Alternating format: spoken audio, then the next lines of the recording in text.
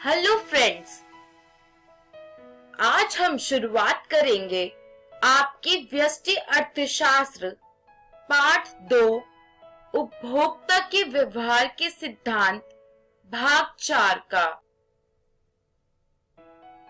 दोस्तों, पिछली वीडियो में हमने जाना था कि गणनावाचक उपयोगिता विश्लेषण क्या होता है, कुल उपयोगिता व सीमांत उपयोगिता कैसे निकाली जाती है।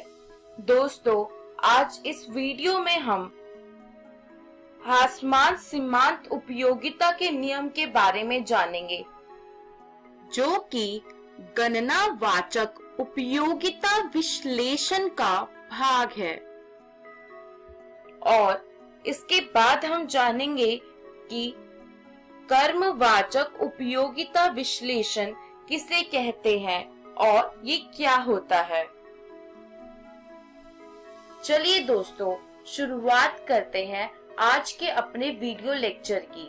चलिए दोस्तों, सबसे पहले यह जानने की कोशिश करते हैं कि हास्यमांत सीमांत उपयोगिता का नियम क्या है और यह नियम कैसे बना।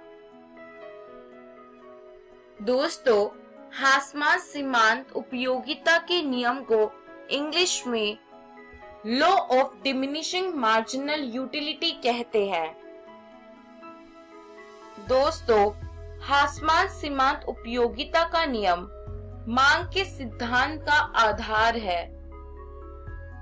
इसका अर्थ यह है कि मांग के सिद्धांत का नियम हास्यमांत सीमांत उपयोगिता के नियम पर टिका हुआ है। दोस्तों, जैसा कि आप जानते हैं, मनुष्य की आवश्यकताएं असीमित है और मनुष्य अपनी हर आवश्यकता को पूरा नहीं कर सकता, परंतु वह किसी एक आवश्यकता को किसी विशेष समय के लिए पूरा जरूर कर सकता है।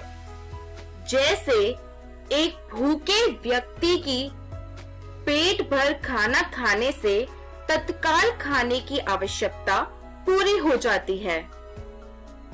दोस्तों, आवश्यकता के इसी लक्षण से हास्यमांत सीमांत उपयोगिता नियम जन्मा है।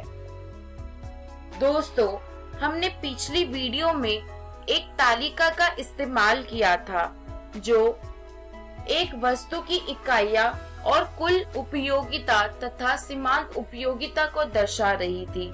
हम इस वीडियो में उसी तालिका का इस्तेमाल करेंगे हास्यमांत सीमांत उपयोगिता के नियम को सीखने के लिए। दोस्तों, पहले कॉलम में रोटी की इकाई दिखाई गई है, दूसरे कॉलम में कुल उपयोगिता तथा तीसरे कॉलम में सीमांत उपयोगिता दिखाई गई है। दोस्तों, उदाहरण के लिए मान लीजिए एक बालक को बहुत जोर से भूख लगी है और उसे अपनी भूख मिटाने के लिए भोजन करना है। बहुत देर भूख रोकने के बाद जब उसे पहली रोटी प्राप्त होती है तो उसे 12 यूटिल कुल उपयोगिता प्राप्त होती है और दूसरी रोटी खाने से, क्योंकि उसकी भूख अब कम हो गई है, तो 18 यूटिल कुल उपयोगिता मिलती है।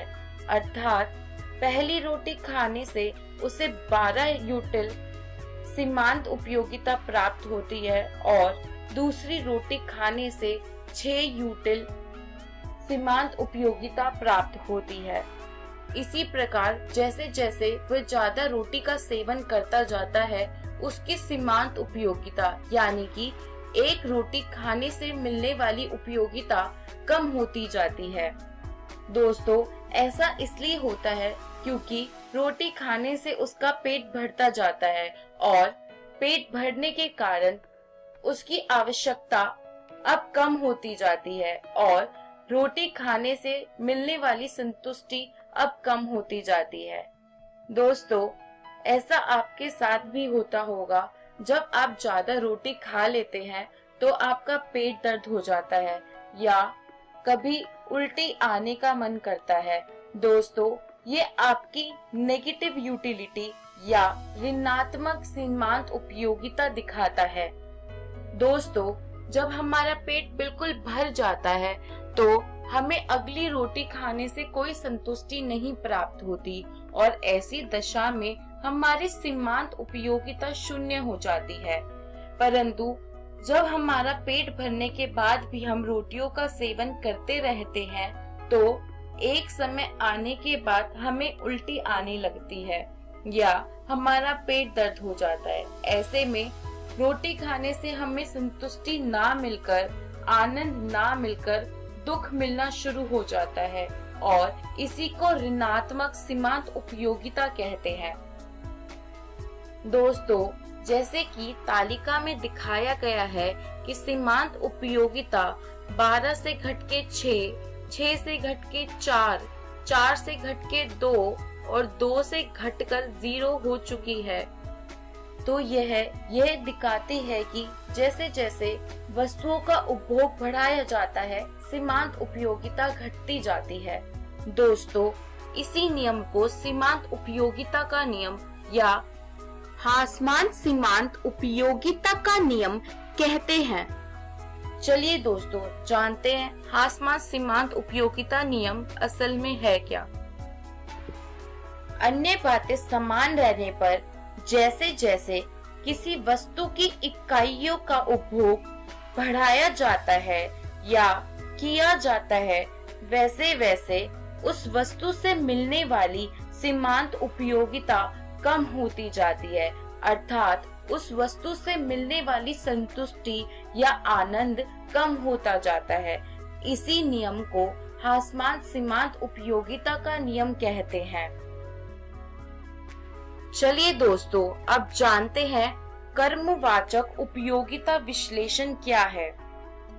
दोस्तों, गणनावाचक उपयोगिता विश्लेषण में हमने उपयोगिता को मात्रात्मक रूप से पढ़ा था, जिसमें हम उपयोगिता को संख्याओं में व्यक्त करते हैं। परंतु डेली लाइफ में या आम तौर पर हम उपयोगिता को संख्याओं में व्यक्त नहीं कर सकते और यही गणनावाचक उपयोगिता विश्लेषण का दोष है। दोस्तों, वास्तविक जीवन में हम उपयोगिता को संख्याओं के रूप में व्यक्त नहीं करते हैं। दोस्तों, वास्तविक जीवन में हम उपयोगिता का केवल अनुमान लगाते हैं। दोस्तों, वास्तविक जीवन में हम उपयोगिता को केवल क्रम देते हैं। दोस्तों, अगर आपको चॉकलेट खाना पसंद है और आपको चिप्स खाना पसंद नहीं है, तो आप यह बात जरूर कह सकते हैं कि आपको चॉकलेट खाने से ज्यादा खुशी मिलती है और चिप्स खाने से कम खुशी मिलती है। आम जीवन में हम यही करते हैं और क्रमवाचक उपयोगिता विश्लेषण हमें यही देता है। दोस्तों, इस वीडियो में हमने सीखा हासमान सीमांत उपयोगिता नियम क्या है और क्रमवाचक उपयोगिता विश्लेषण किसे कहते हैं।